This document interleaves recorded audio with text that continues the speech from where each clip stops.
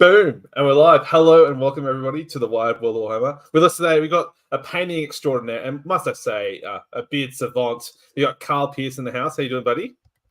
Good, man. Thanks for inviting me on. No worries. I don't know if it's more of an invite or like a loud knocking at the door saying, "Hey, Sam, let me on." Yeah, there's definitely a little bit of that. And I've got a beer for Dale there, so it's nice cold one out of the fridge. What's the beer there? What sort of beer have we got there? That one it's a Parrot Dog Stout. It's Nice. one of my favorite new six packs from a very local brewery because obviously from Wellington, and that's the home of craft beer in New Zealand. In New Zealand, I was gonna say, is it actually like known as like a craft beer extraordinaire from internationally, or? Yeah, it's pretty good. Sure, okay. You know, we do have some styles, and I thrashed Melbourne and New South Wales in terms of beers, so I got a pretty good kind of understanding of the operation. You know, what's good and what's crap. Yeah, fair enough. Well, we're not here just to talk about beer and craft beer and brewing and stuff like that. We're sure we're talk about. Oh no, I know. All right, we'll talk about it later. Don't worry. So, look, we'll get a good beverage of choice every now and then. It's nice to try, but then we're here to talk about commission painting and then the life of the commission painter. Because Karl, as you'll see on the screen, salt merchant painting, commission painter for a bit of a while now, and then talk about that, but also life in New Zealand as someone who used to live in Australia, and a bit of questions as well. We've got some down the 40k goodness chat, but before we get deep dive, there we go. Let's get grim dark. Yeah, before we dive into it all. So, Karl, for people who aren't aware, who are you? How long are you playing Warhammer for? And then, like, how'd you get into the hobby per se? So I guess it was probably would have been about 1994 or so, and one of the blokes brought a dwarf into school, and the new Blood Bowl had been released, and so we sort of were divvying up the different teams, and I ended up with Dark Elves, and so that was my first love actually. Painted up those, and it was some of those dirty old enamel Tamiya paints. Did as good job I could do with them, and then got into a bit of fantasy. Sort of finished that just really end of high school. Went off to do my fine art degree. Did that. Did a little bit of teaching overseas, and overseas they had in the UK they had some young fellas actually having a geek club after school. So it was guys playing with Warhammer, and I'd never played 40k, and so I really got interested in those guys playing it, and then I kind of brought the club back to New Zealand. So had a few nerds after school, and we were doing the Warhammers at school, just really casually. Then went on to do some craft brewing, and I needed something to de-stress at the end of the day. So I got the minis out and I started painting them, and it was really just to de-stress. And luckily, I was up near where a couple of competitive players were. There's Andrew Bartosh, who's also a commission painter, and man, he taught me how to play the game. Got stuck into a few fluffy tournaments, and that was me. I was hooked on the 40k. Is Andrew Bartosh? He's in Christchurch now, if I'm not mistaken. Is he the Christchurch? No, he's still in Auckland. Another commission painter, and does really good work. And yeah, just someone who really he took the time to teach me how to play the game, which was really cool. Oh, good on him. Good on him. Sorry, name sounds familiar. I knew there was I know Alex Taus is a Christchurch-based boy, and there's someone who sounds familiar. I thought he's a commission painter, but evidently I've heard that name before. Over here. They're all only 1-2 hours away, right? Like only one Lord of the Rings step between you and the other person, right? Totally, so it's all the same. Yeah. Oh, that's awesome. So, you said you did a fine arts degree. Was that in like actual painting or art? Yeah, it was painting. And that was probably why I became an art teacher, because I wanted to do painting, and there's no jobs in painting unless you want to be a full-time artist. So yeah, I did that. So it was oil on canvas. I actually did a lot of dioramas. So all that stuff that I did as a kid, you know, making those books on how to make war games, throwing that sort of thing. I did all that, and so it was making dioramas. And there's quite a few artists in the early 2000s that were doing like miniatures and scaled dioramas and that sort of thing, or even replicas, which at a small scale, which I really enjoyed. It floated my boat. So I kind of like mixed the two together. Really? Yeah, that's awesome. So, it's funny you mentioned that. Like, I've been recently just got done watching like a scale model challenge review. Like the Cult of Paint guys Oh, just did awesome. like a Yeah. whole review about the scale Don't get model me challenge. started on Cold of Paint. Oh, okay. We'll talk about it later, so don't worry. It's so good. We got some. Oh, okay. I was gonna say, if we got some beef, we say, oh no. No, man, What's I'm his a face? biggest It's fan. terrible. Andy Wardle's. Fair enough. Fair enough. So we'll talk about all the miniature techniques and stuff like that there. So how long have you been commission painting for? So we obviously salt merchant painting for. So like, what sort of got you into it, and then how long have you been commission painting for? Yeah, so as I say, I was a teacher who became a craft brewer, and then my partner's a doctor, which allows me to be a commission painter in the first place. I'm pretty lucky. So she's definitely the breadwinner, but she needed to get qualified overseas just to finish that off. So we spent some time in Melbourne initially, and just one of the guys on the chats there. I mean, that's how I kind of got into Warhammer. It was actually just like I needed a new friend group, and because I just moved cities, I don't really know anyone there, and one of the guys was wanting some painting done, and I just did it for him, and just swapped some models for paint really, and so it was just a means to an end, something that I could earn a little bit of money or some hobby supplies, and while I was looking after kids really, and then back to Wellington, got back in the brewing industry, really enjoyed it, but it just the fiscal remuneration compared to the hours I was doing, it just wasn't really worth it. Wasn't seeing the kids, and I'm like, man, I need to work from home. What do I want to do? I hate typing, so I'm just going to paint some minis and try and earn some money. I'm certainly not become a millionaire, but I earn the grocery money. There you go. That's all you can ask for, right? A little bit extra on the top never hurts. So yeah, for sure. Yeah, the bit that doesn't get spent at the local hobby shops, but we won't say too much about it. A little off the top, right? Like a little like, I only earned this much, but in reality, it's like, a bit of store credit here and there. Someone else's stuff. It's someone else's, yeah. I'm paying for someone else. No, too good. Totally. So how many years would that be? So is it almost like 5, 6 years at least? No, so no. Realistically, I've only been full time for about just over a year now, I think, and probably just a year and a half in Australia, really. So not a huge amount of time. I've been painting. I'm 42 now. I've been painting for a very long time, so I've certainly got the reps in, and definitely the last lockdown, I got a lot of reps in to kind of like catch me up on that. No, fair enough. More than fair enough. So, with that traditional art background, did you find like transitioning over to miniature painting being very different? Like, do you sort of follow, I guess, like the stereotypical GW technique, or do you have your own methodology and process? Interesting, you noted about how the oil on canvas, like someone who I look up to is James Wapple. He's an artist painter who paints exclusively in oil paints for miniatures. So, I'm curious, do you do only oil paints, or do you do a hybrid look with traditional layer techniques and airbrush, or what do you generally try and do? So I think the biggest thing, like, I don't do GW style anymore, but it was the thing that that got me through painting the first Mortarian, was following Duncan's video, and I think the GW technique is really neat, but it's super labor intensive. It's foolproof, but it's labor intensive because you're starting with a mid-tone, and obviously you darken it down with your washes, and then you're going back up to the highlights, and so you kind of not really working in a linear fashion, and so it's still really good. And if someone wants a GW style finish, I could do that for them, but it's generally I've managed to work out a few ways of doing things a lot quicker, and so generally it's done probably 80% with an airbrush, lots of masking with blue tack, and then all the washing sort of done with oils, and then I'll obviously do things like transfers and edge highlights if someone wants that afterwards. But no, generally it's all acrylics, man. Yeah, I guess with oil paints, it just takes so long to dry, and so obviously there's that differentiation between like enamels and oil washes, and like you were talking about when you're actually using an artist's oil, which is going to take it's going to take at least a day to dry. It's just too slow for what I do, but amazing for blends because it doesn't dry out. You get these awesome slick blends.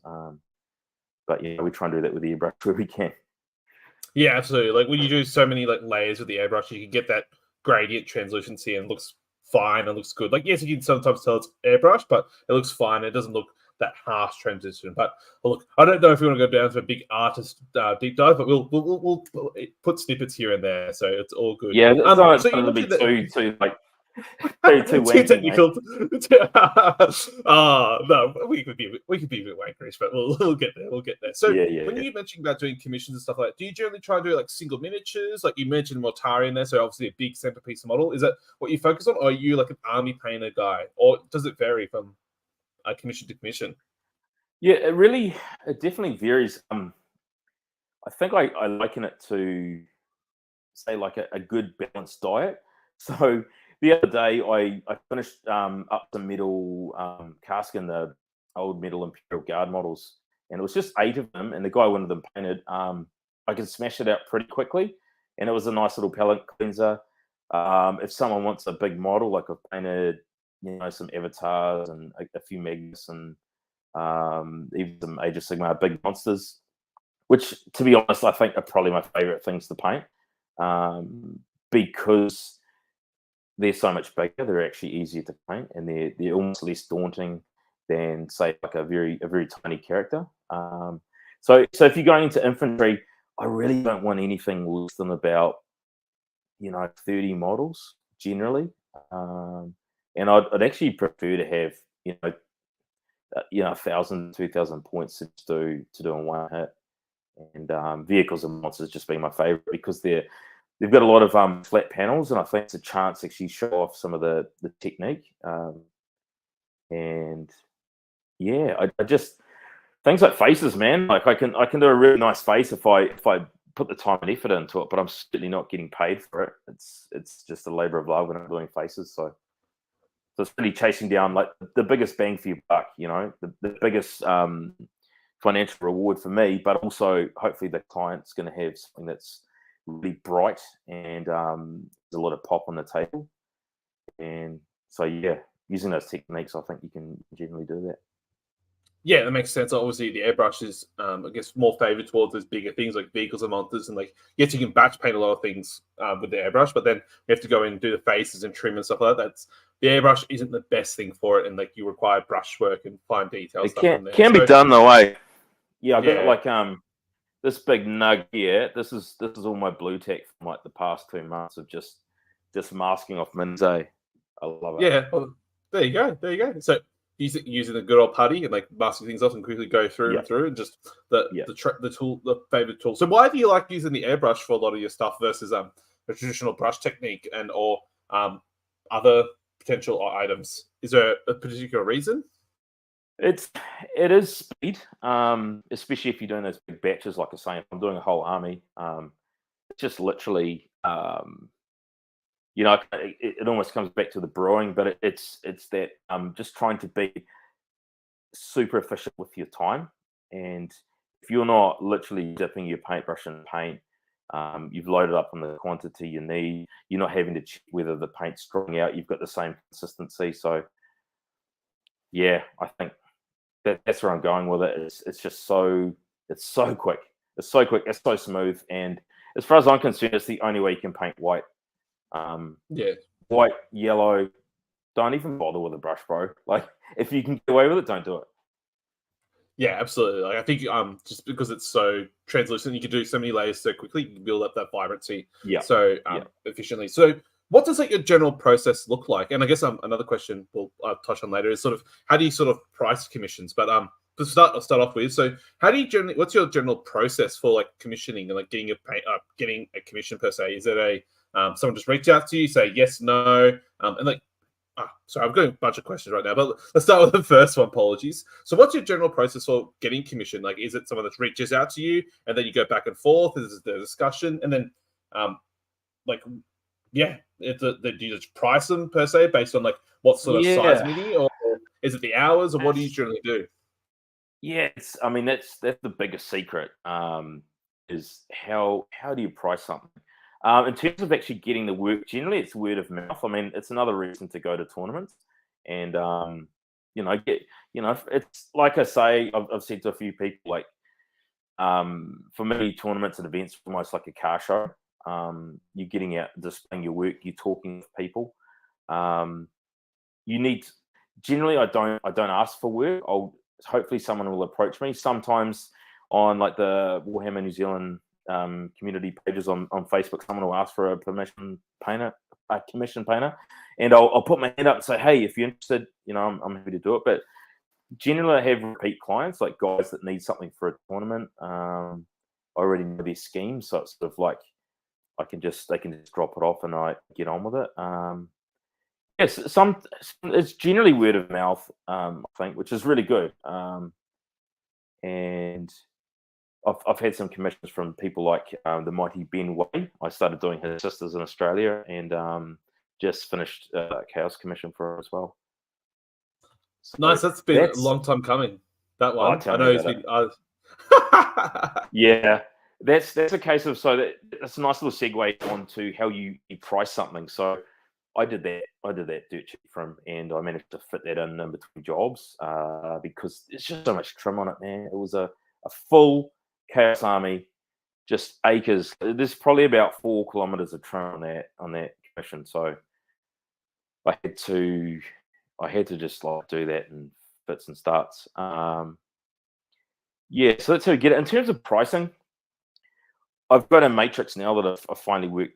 I know how long stuff takes now, and so I'm able to give someone a rough idea. Obviously, if you want extra things, it's going to take extra time. But I do have a pricing list that I send out if someone asks for it. But every commission's different. The biggest thing is the volume.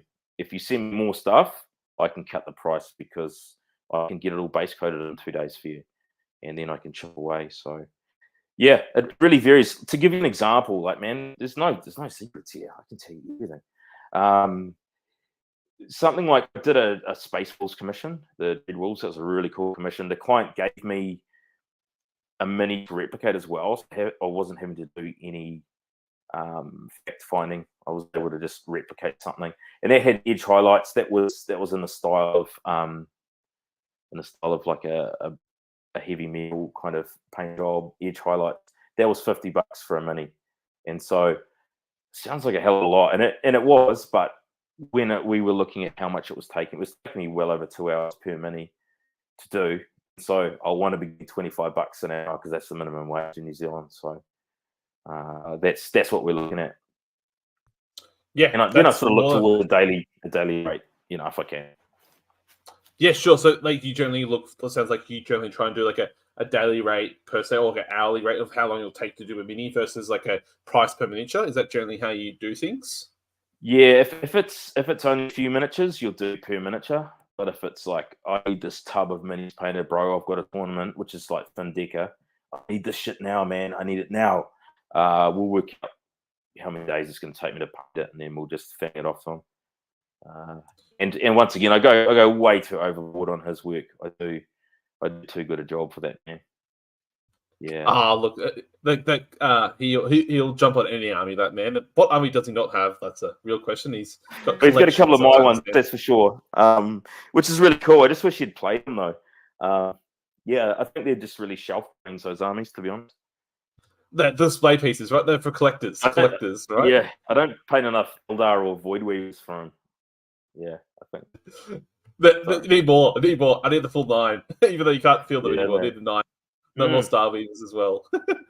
So is there a reason that you try and do, I guess, an hourly rate or a daily rate versus like a price per miniature? Or have you done the price per miniature in the past and it just didn't work out?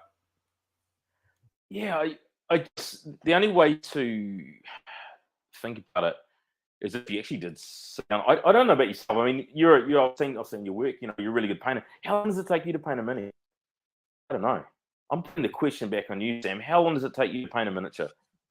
How long is a piece of string? It depends. Like I'm very loose with a lot of stuff. I'm not the best. Like I'll go back, like any good battle ready painters. Like, look, I'll battle ready. It looks good. I've slap chopped it. I've done a bit of extra work. I'm happy. And then maybe one day I'll go back and actually touch things up. So it just depends on the models, right? Like a lot of my stuff's done very quickly, and now I'm taking the time because I don't have to rush my armies. Like I'm going back through and playing with oil paints, like all my Tyranids now, all my wings and stuff, and I'm exploring more how to wet blend with the oils and like play around with it and like doing oil washes.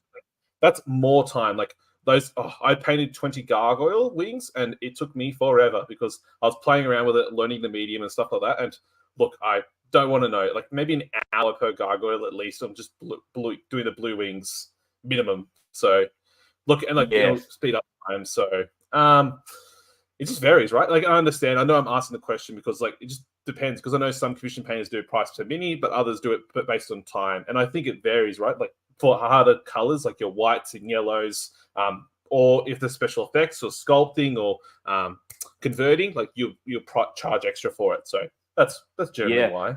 Yeah, it's that's it. And there's, if it's a space marine, you could get that down to like 10 bucks mini easy. But if it's a chaos space marine, you're literally painting the guy twice because you've got to go and paint the trim, and it's got to be super tidy. So I could charge a certain price for a 32 mil miniature, but 1,000 Sun rubric marine is completely different to say, a Blood Angel. Just so that's what you're looking at, really. It's the complexity of the miniature, the steps and the processes. So yeah, you just want to be getting minimum wage, otherwise, man, their McDonald's job is looking pretty good. Yeah, absolutely. And even all that saying, like you're still spending stuff like your materials, your brushes, your paints, and your lights and electricity. Like that's not even taking consideration that. So yeah, I think at bare minimum wage, right? You often hear it's pretty easy to when you quite have you had any stories of when you give someone a commission price and say, look, it's going to cost you this much because it takes this much time, and they say get fucked, and like they say this is way too much. Have you had that happen to you? Yeah, not so much get fucked. I'd be up for that though if someone wanted to tell me that. But yeah, I've just had some people thinking, oh yeah, it'll probably be, this guy's just doing it for fun, isn't he? He's just, it's just a bit of a laugh from him. And yeah, I mean, when you're kind of wanting to pay me kids pocket money kind of prices for minis, it's sort of like, that's what do it yourself, man. Because it's just taking a piss. All you can do is be polite. I mean, I'm stingy as, so if I could get someone to paint something for cheap, I probably would do. But you got to be reasonable about it. Absolutely. So you mentioned before, so you've done like all of Warhammer minis, and I know before the show we talked about Horus Heresy and Age of Sigmar. Is it generally all in the Games Workshop realm that you paint, or have you gone beyond and do you paint busts or other display biggest pieces, or games or miniatures from other systems like Marvel Crisis Protocol? Yeah, I've done some Malifaux, which is really cool actually, like super fine scale. I'd never actually looked at those guys in the flesh. That was really neat. I've done some MCP. Generally, it's been GW because they make the best miniatures, as we all know. And I try and stay away from 3D printed stuff, unless it's super high quality, because I just hate the striations and the surface noise. One of the things I pride myself is just getting something really crisp. And if things have got print lines or that sort of thing, it's kind of, and it's just, it's putting lipstick on a pig. It has to be a real good miniature for me to want to do a decent enough paint job. I mean, sure, like I can put some base coats on it, but if you want a good job out of it, I kind of give me those crispy boys, man. I want crispy stuff to paint, I think. Yeah, sure, that makes sense. Do you so it sounds like you take some quite pride, I guess, from your paintwork per se. You don't see it.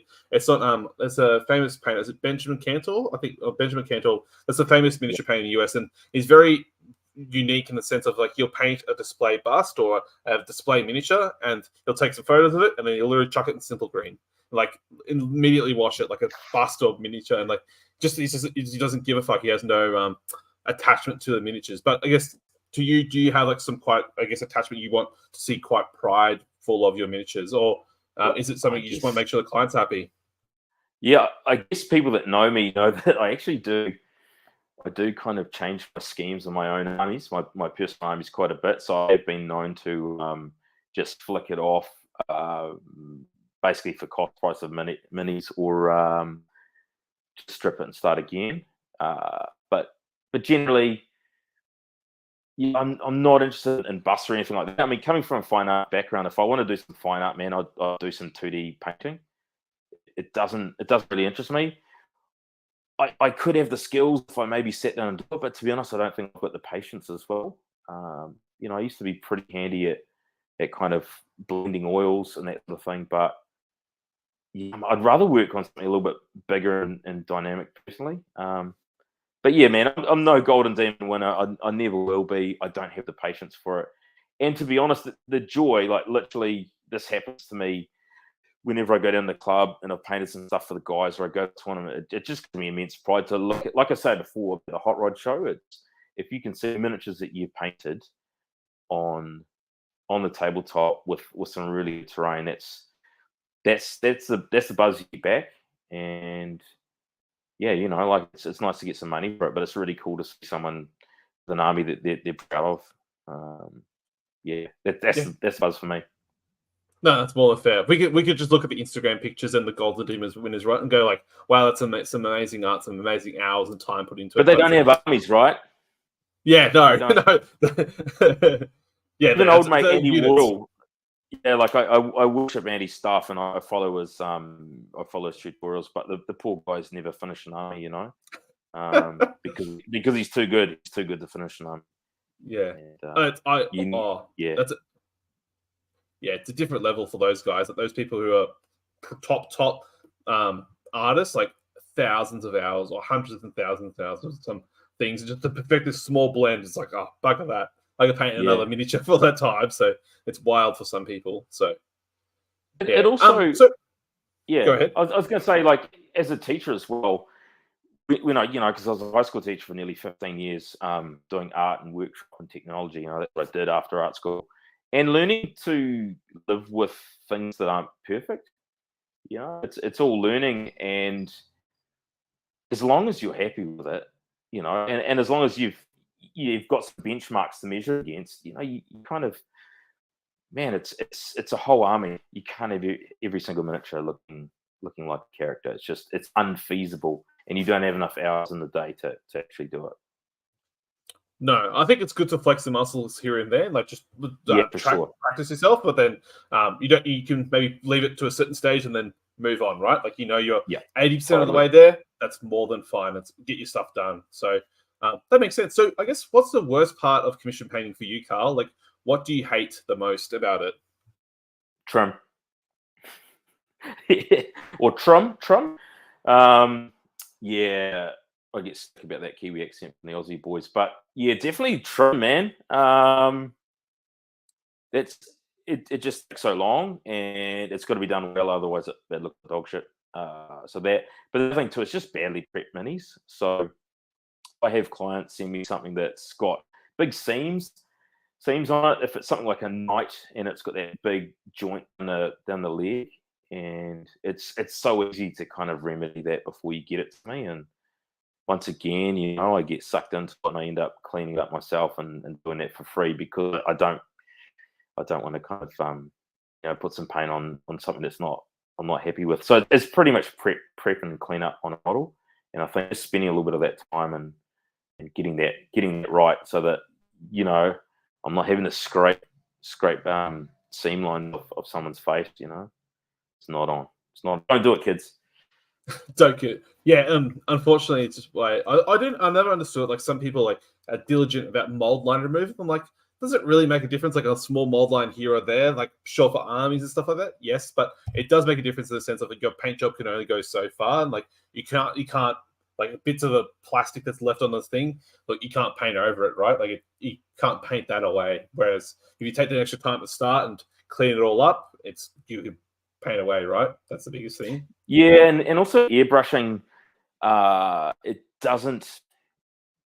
You can't hide from anything when you do it as well. So, unlike if you put a nice big thick heavy coat of primer on something, it will cover up some of the blemishes, but you can't hide with airbrush. It's got to be really clean and spotless, and even dust free as well. Sometimes I'll even wash minis if they're dusty, because you can see it through the paint.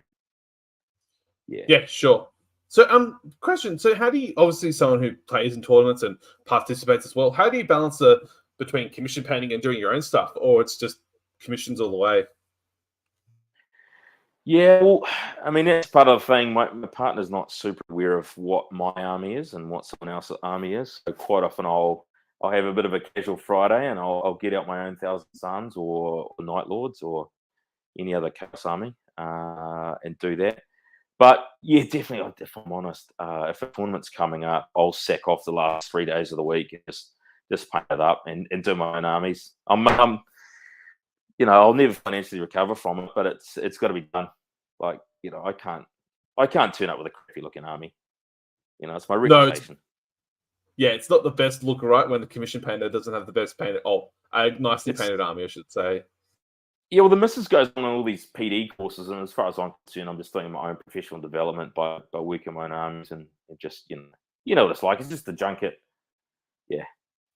Yeah, absolutely. And like you got to have that palette cleanser from time to time, right? Like, do you find that important from to like I guess transition? Like, if you just painted one Ultramarines army, then you're painting another, I guess, Space Wolves army. Like, do you want to try and have it cleanser? Like, try and do an AOS commission in between? Do you find that important, or do your own army between, or it doesn't really bother you per se? Yeah, I think you definitely need to have those rewards. I mean, people talk about, you do a squad of 10 and then you'll treat yourself with a vehicle. I mean, I've never been sick of painting vehicles. I don't know really how you could be sick of painting vehicles just because they're so nice and flat, and I think they're really easy to make look really good. You don't have to work too hard because they're such a big canvas and there's all that room for all that shading. But yeah, I mean, you also need to experiment on your own stuff. Part of the thing with painting is confidence, and I'm super confident with painting now because I've got the rep done, and I've made lots of mistakes, and I've made the mistakes on mine. So that if someone wants something, I can at least recall some of the minis I've done. And go, oh yep, I've done the technique there, and I'll replicate that. I just have a memory bank of techniques and even schemes and color theory and things like that. So you can kind of like call on your knowledge, and that's, to be honest, that's what you're paying for a commission painter is that knowledge, and that comes through hours. So Yeah. So, when you talked about why you pay a commission painter, what sort of your clientele generally are they? People who, I know you mentioned before, someone who tournament goers and don't want to touch a paintbrush and will stay away from it, or are there people who just don't have the time to paint, or what's generally your people that or clientele that get a commission? man, it's everybody. I've even got clients that are definitely at my level, and they just don't have the time to do it. Maybe. Yeah, I mean, some of these people are professionals and they've got money, more money than time, and so they'll get me. But also, it might be someone that just I don't know, just wants to get something on the table super quick, really, and that's really it. I've also got some clients that little Necromunda gangs and things like that. So it's just to get it up and ready and playable. I think that's the biggest appeal. Yeah. That makes complete sense. So that's fair. What's it? So we'll go back to the question I was trying to ask before, but I got too excited about asking all these other multiple questions. So, what's your like from step 1 to step 12? What's your process generally? Like, you talk about the airbrush a lot, but like, what's like I guess your protocol of like doing an army? So we mentioned before a Space Wolves army. So what's your general process as an artist in doing it? So it sounds like airbrush and oils, but is this and then edge highlights? But is there something else in between? Like, do you do like a zenithal highlight, which is like your various gradients, or are you doing something completely different? So yeah, that what I'll generally do is, and I recommend to everyone, is I'll prime it black, and I always use, although it's time consuming, it's more time consuming than going outside and replicating it. I always prime with the airbrush primer, and always use black or a dark at the very least, even if I'm going light. And so start with that. Then definitely with the zenithal, and that's usually from. I mean, most people know common knowledge what a zenithal highlight is now, but it's generally from the 45, and I'll do it where the miniature is looking. So if they're pointing their face and their bolt gun, we'll shoot from that angle, and then we'll literally go 180 degrees around the back and do the same. And that kind of establishes a really nice highlight. If it's something like a dark color, you don't need to go too crazy on it because a lot of dark colors, you kind of want to just get them down that dark color and then highlight up. But in some cases, like if you're doing a yellow, for example, you'll really need to build that pre-shade up to a pure white from the black.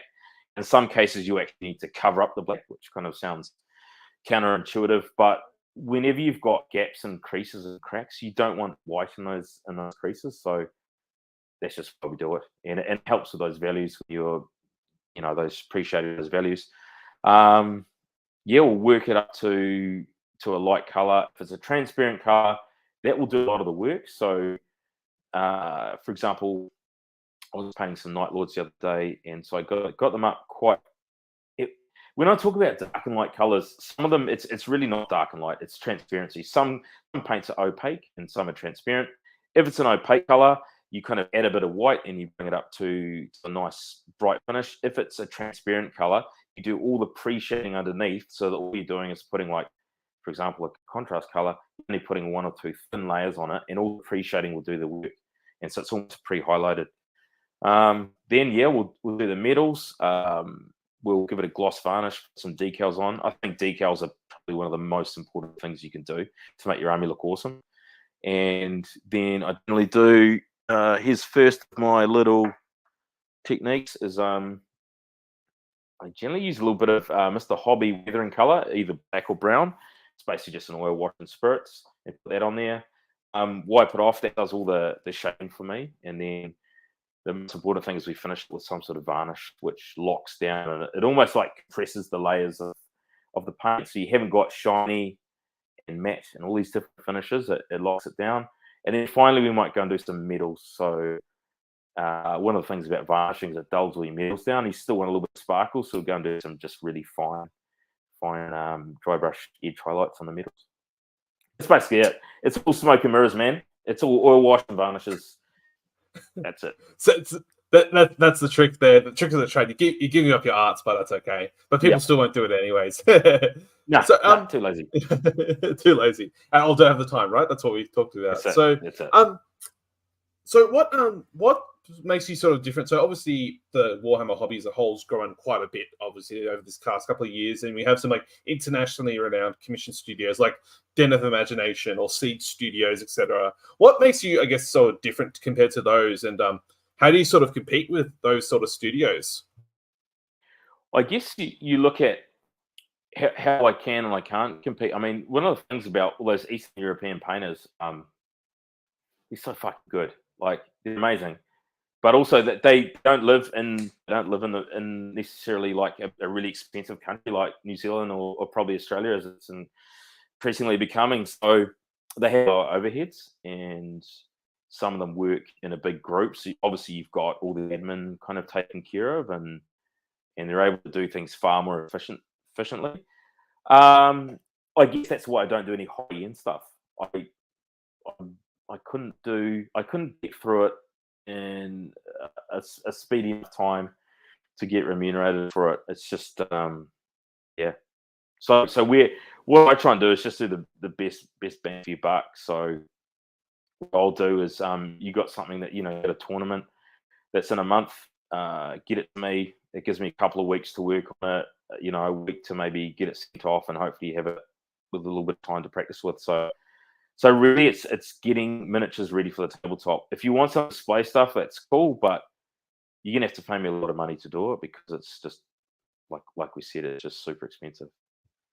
And like your tabletop ready stuff looks very, very nice. It's like we're not talking about barely barrel ready here. We're talking about quite nicely. There's a bunch of gradients and values, and looks like a very nicely painted army. It's all tricks. Extra values. It's all tricks, but I think that's pretty fair. Like you said, like a ton a month out. I dare to say I don't think any big commission studio would say you're laughing if you try to ask, okay, can I have a 2,000 point army in a month? Cheers, bye.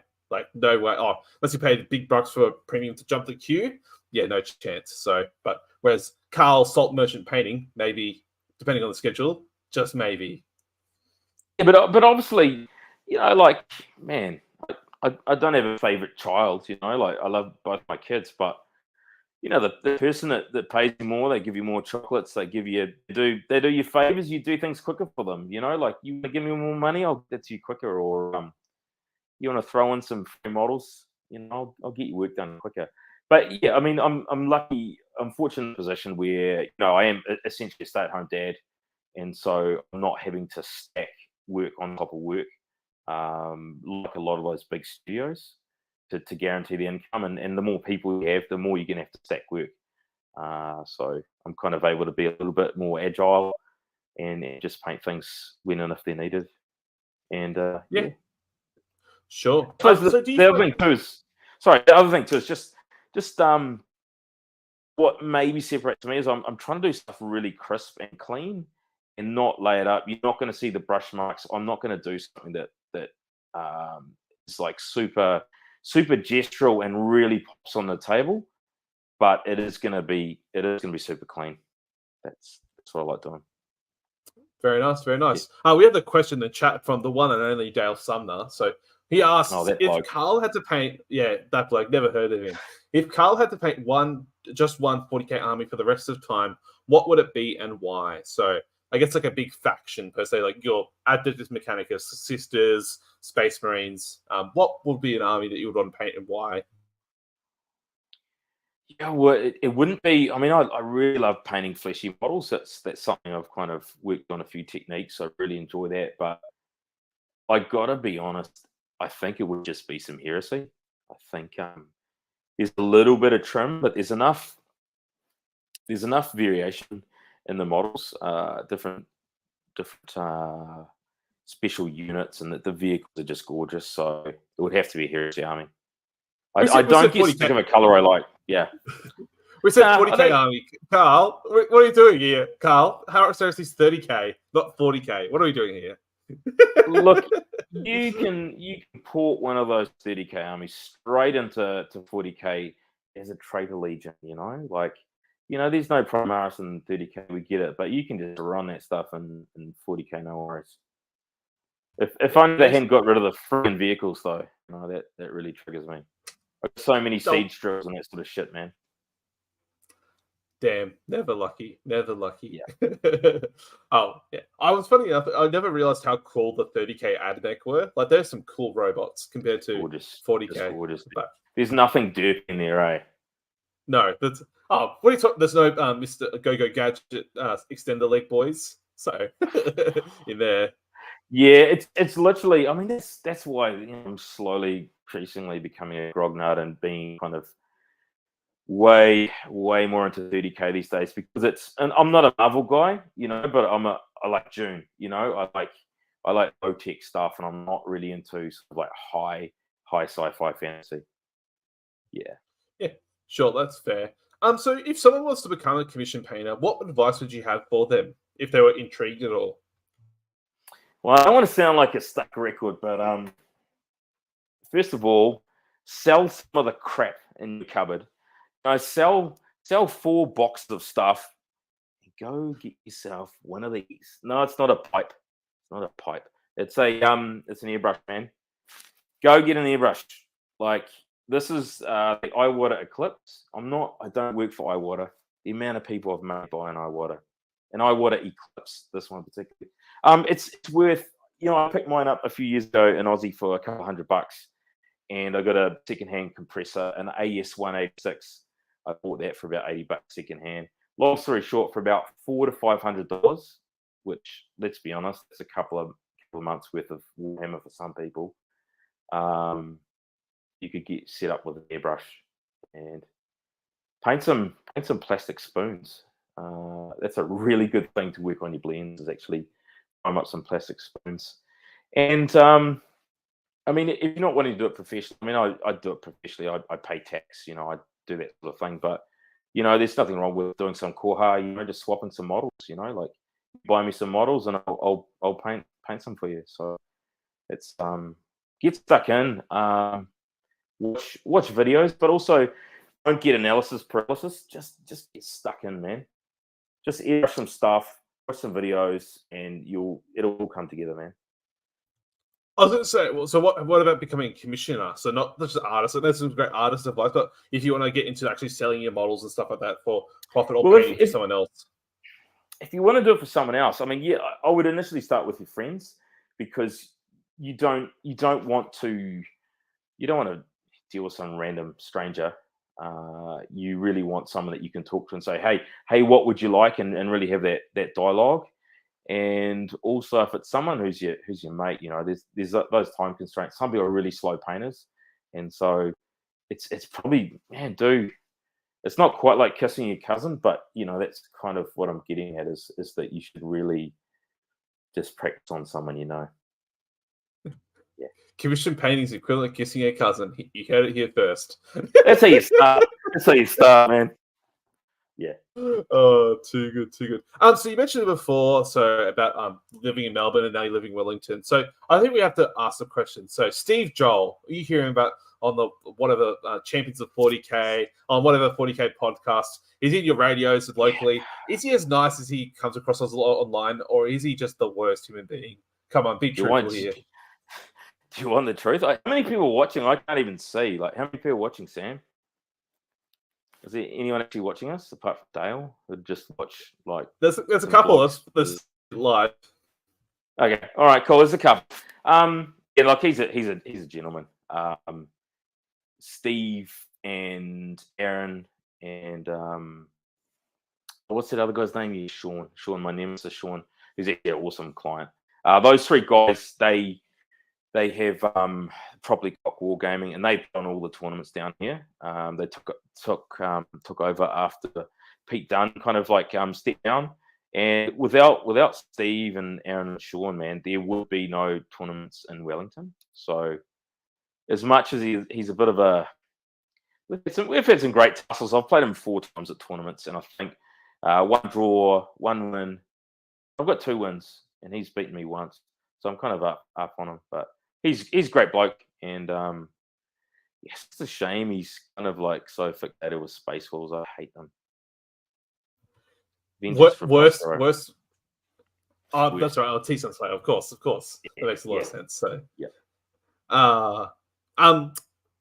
That's fair enough. There we go. So he's not just a nice person. He's a good bloke. He's a good bloke. He's a good bloke. Too good. So we have a question from Dale Sumner, the one only from chat as well. So he asked, what is your favorite time of being in Australia? Or what's your favorite fondest time of Australian 40K? Obviously, you lived in Australia for a while. What's your fondest time?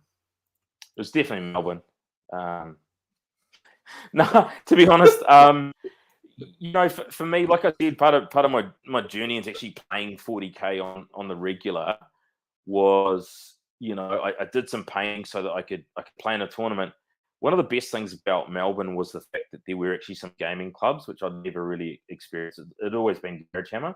So there's a couple of really good, super welcoming, super friendly. I thought Australians were assholes before I got to Australia. They're actually they're really nice and really welcoming. Like, I say that honestly, not just in jest. So the gaming club, the one I went to in particular in Melbourne, was really nice. Just all walks of life, sweaty dudes, narrative hobbyists, so good. And then that was a real highlight in Melbourne. And then I guess one of the local guys, Jono, I reached out on Facebook. I'm like, I'm in Newey. I want to play some games. He came and he picked me up and took me out to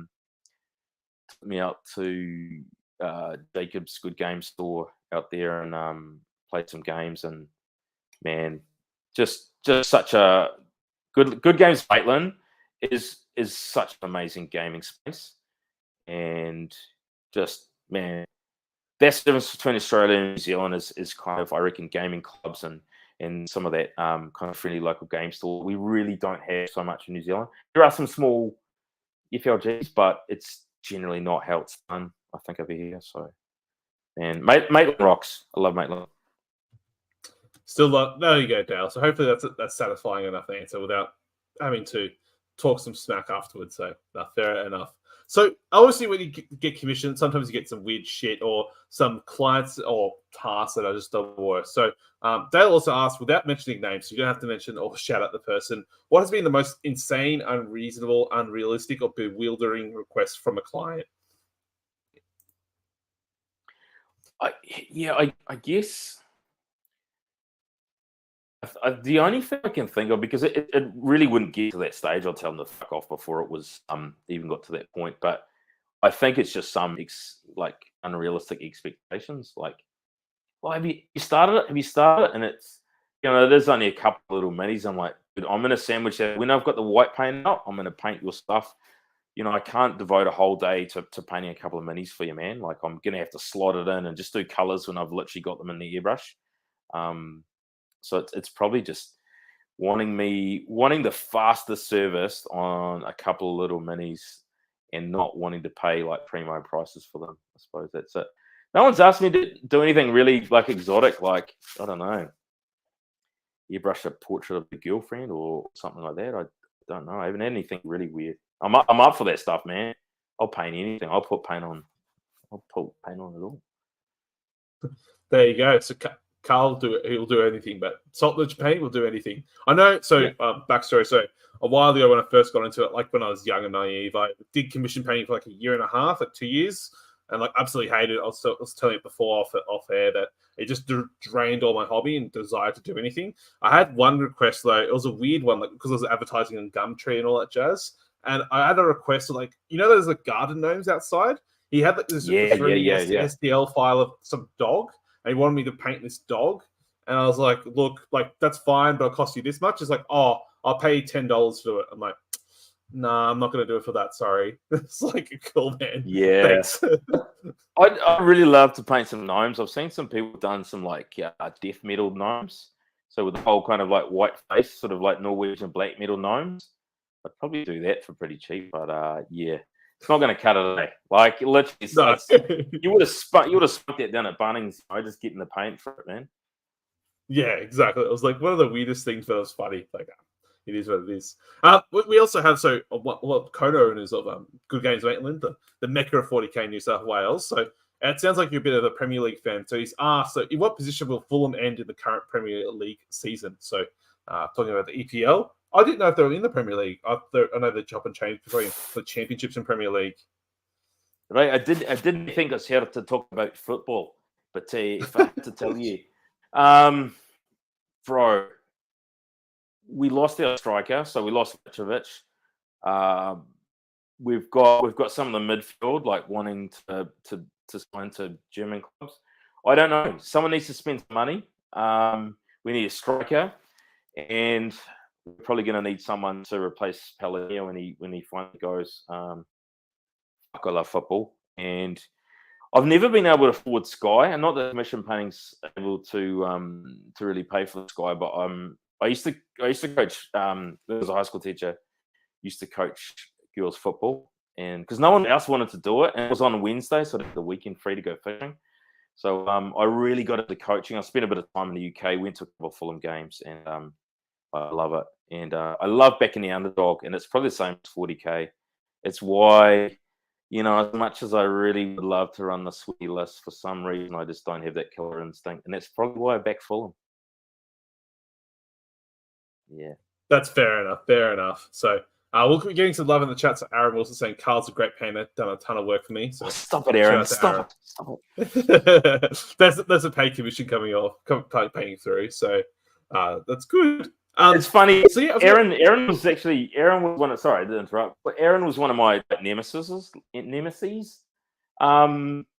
we'd had a couple of tussles, and he just completely destroyed me. And yeah, I think the last time I played him at a tournament, I 20-0'd him. So he's still really good. And he's another one of those guys who's an awesome painter himself, but he just hasn't got the time. So I kind of step in, and he's a top bloke. There you go. You mentioned ages ago in the podcast, you talked about initially painting with enamels. Do you have do you still try and dabble in enamels at all, or only just for washes and stuff like that? Yeah, there's some of the, like health and safety thing too. Like I generally stick to acrylic because it's plastic and it's water based. I try not to do too many like silly things, like with enamels. But there's also some a little bit of kind of misconception that there's some of those Tamiya paints that purport to be acrylics, but they're actually like a hybrid resin acrylic. So yeah, I don't deal with anything funky, man. Just give me scale 75 and Vallejo and B-dub and so I'm flying pro. I'm happy with it. And I definitely make my own oils. We could go into that at some point if you wanted to, but just getting some nice, fine, high grade artist oils from your local art shop and some white spirits, and you're away laughing. Yeah, absolutely. Like I think oil washes is a great stepping stone, and like I know on most hobby shops they have Abtalon, so it's done by AK Interactive. They're the people who own it per se, and it's oils which have some quicker, faster medium, which allows it to dry, and so I guess it's more diluted than your heavy artist grade oils. So, but definitely something to dig into if you wanted to. Yeah. So it's definitely a good way to get started and just learn. There's a lot of information trips out there and tips and tricks out there. So you can definitely learn a lot from there.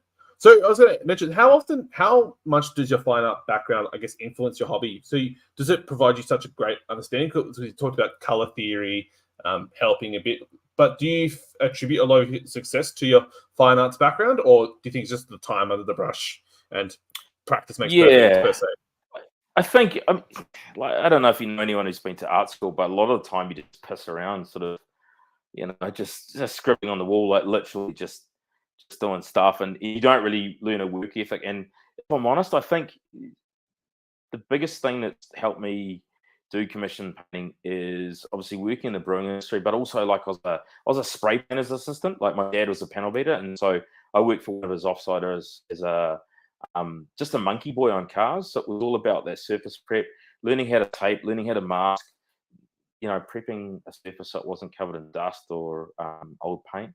So and then the brewing thing was just being acutely aware of little time nuggets, like little 2 minutes here, like if you're waiting for something to dry, you should be doing something else, or you should be trying to just use up those time nuggets throughout the day. And man, I didn't even learn that in teaching. There's a lot of glide time in teaching where you kind of like, not off task because it's it's quite a collegial sort of profession, but just working in a production environment and taking on some of those time management skills. I know you worked in government, man. It's probably the same there. A lot of guide time there, a lot of like coffees and water cooler talk and that sort of thing. There may be, but what are we talking about? So I was going to say, obviously you have some kids and stuff like that. I'm not going to doubt you or get you into trouble or anything at all. But have you had your kids help at all with the commissions at all? Have you got them out back to start priming some stuff or help apply a base coat, or no way at all? No, I really wish I could trust them with it, but yeah, I think. Nah, I'm a little bit paranoid. Like I don't know if you can see my little, this real high tech rig I've got behind me. Look at the state of this friggin' paint rig. It's terrible. I've got a little bay window, and it's I had a dedicated painting space, and I'm like, my daughter needs her own room, man. I got to come downstairs, and so I'm literally just in the lounge in the bay window, and I just don't want them to touch anything. So, like I might have spent half an hour on something, and I don't really want to go back and do something again. I need to teach them how to wrap up minis. I think that's probably somewhere where child labour. Being a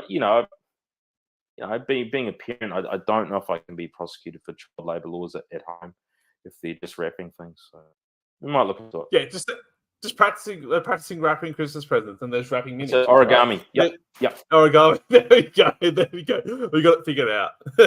Too good. We have Dale asking again, the profound questioner. If Karl had to choose between never painting or drinking beer again, what would he choose? So what's the choice there? Yeah, look, I don't know. I don't know. I really, it's I don't even know if I could answer that, to be honest. Look, it's always good to take a little time off the beers, and it's a good time to take some time off.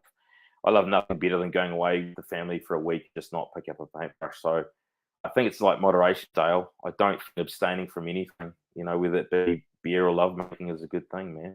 Just do everything, Dale. Just in moderation. Everything in moderation. The Zen Master.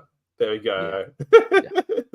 Oh, that's awesome. So I was going to mention before, so you said you made beers and you were a brewer for quite a while. Did you find anything that translated over from brewery to commission painting or art at all? Because obviously they're both, I guess, crafty, but one's more, I guess, a cooking based or like a brewing based, right? Versus, say, another art form of sorts. Yeah, well, one of my favorite. Translated? Yeah, well, one of my favourite things was driving a forklift, which I do miss being a self-employed painter now. I love driving a forklift. That was so good.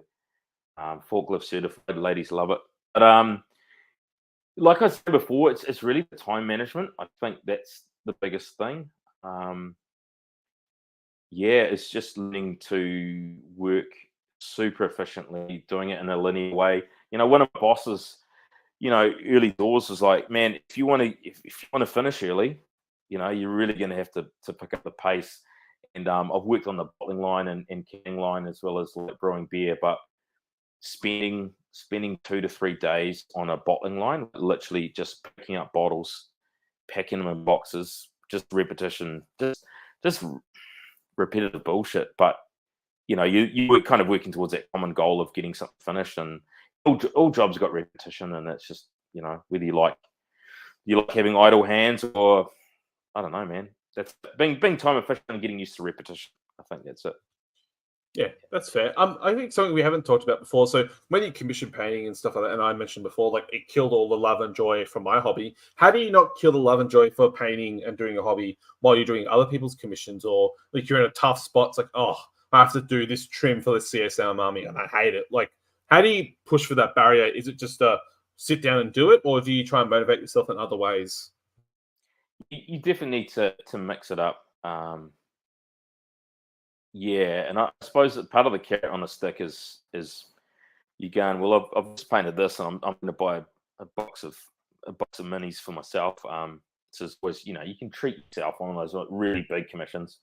But to be honest, I don't get sick of it. I'm very much an active relaxer in terms of I don't play video games or anything like that. So for me, I'll watch a movie or something, but I really want to do something with my hands. So actually painting is my relaxation. So if I've been painting trim all day, I'll probably build models in the evening, or I might I might prime something, or I might just lay down some base coats, but just sort of vary it. But it's that thing. This is why I've managed to kind of keep sane, is because I really like doing it, and I love the joy that you get from, partly why like I keep going on about airbrush, but the instant gratification you get from laying down a real smooth color, and I think there's something a little bit primeval about being able to just look at colors, and something like that just it's a bit of a trigger for me. So No, I don't get sick of it. Yeah, no, that's great. I think it's always satisfying when you lay down your sketch, your black and grays and whites, and then you put that first exactly. translucent color across. It's like, oh my god, I'm the best artist ever. Yeah. Look at this perfect gradient and stuff. It doesn't go away, man. So good. So good. Yeah, so you see that progress and that initial, I guess, gratification, right? And I think that's some great advice there about switching up your project. So if you're dreading doing some trim, well, just do some assembly and figure out a project that you're willing to do, and then once you sit down and start doing things, like you'll be amazed what motivation or just the muse will take over, and you'll get stuff done, right? So, obviously, like most people say, you've got to have that dedicated hobby space. So there's got to be no barrier to doing it.